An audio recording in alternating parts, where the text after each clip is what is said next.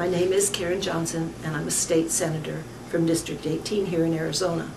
And I've served for 12 years in the state legislature. But I have no aspirations whatsoever of going on to any other office. I absolutely have lost patience. I'm not turned out, but I can't handle serving any longer with the folks, many of the folks that I serve with. And that certainly does not include all of them. There are some wonderful, wonderful people down there that really do care a lot. But the majority of them are more worried about passing a bill, about talking on your cell phone as you go down the freeway, than the fact that our country is falling down around us. What's the controversy over the memorial? I mean, that's what started all this. You know, that's really funny, Drew, because the memorial, I'm not particularly enamored of the memorial or monument. To me, a memorial is something that is very sacred and solemn, and, you know, is something that you could go and get just a really good feeling from. This is a monument as far as I'm concerned, but the state or the legislature particularly had no involvement in that whatsoever. There were people that went out and gathered up the funds for that. They went around the state, a commission was put together, and they went around the state and took in people's thoughts and feelings about 9/11. And I think they had like over 300 of them. And that commission that had been pulled together whittled that down to 54, and they came up with the design, you know, with artists and things, and they decided to put that up. And in doing so, they went to the Mall Commission. Now, the Mall Commission, some of the people may be appointed through the legislature and the governor, but they're the ones that gave them permission to locate it there on the mall, just as they have the Navajo Code Talkers Monument. I mean, I would never, they raised all that money, you know, privately to build that Navajo Code Talker Monument and place it there.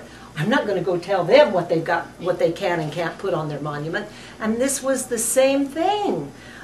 Even though there were some things that they want to take off that I thought, yeah, those are kind of, you know, I don't think that's too great. They left things on there that I didn't care for. And some of them, the things they wanted to take off, I thought made quite a bit of sense. So it just didn't make sense to me to say, you've got to remove these 12, but you're going to leave these others on. And we had no monetary interest in that monument. None at all. And so who are we as the legislature to tell these private folks what they can and can't do with that monument? Beside the fact that there's so many unanswered questions out there.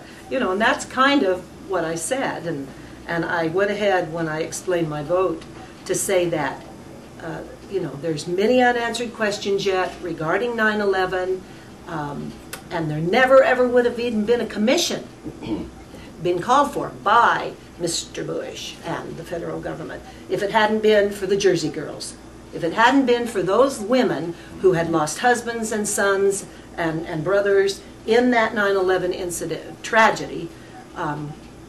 That wouldn't have happened because they pushed and pushed and pushed and pushed. And that didn't really do much until they finally got to the press and got the press involved. I mean, you probably know this story. And once they got the press involved and they started putting pressure on the administration, then they called for the commission. But what I thought was so interesting, I love those Jersey girls because I identify with them.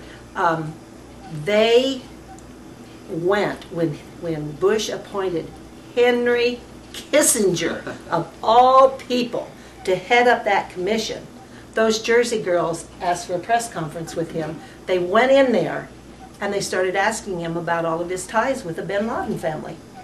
You know, you have your company, you know, and he just fell off his chair. Right, and he backed down, and you know that's when Keene and Hamilton or whoever it was went in. And you know, I guess what I don't know. I guess I define myself as a truth seeker. I mean, that is what I want. I want to find the truth.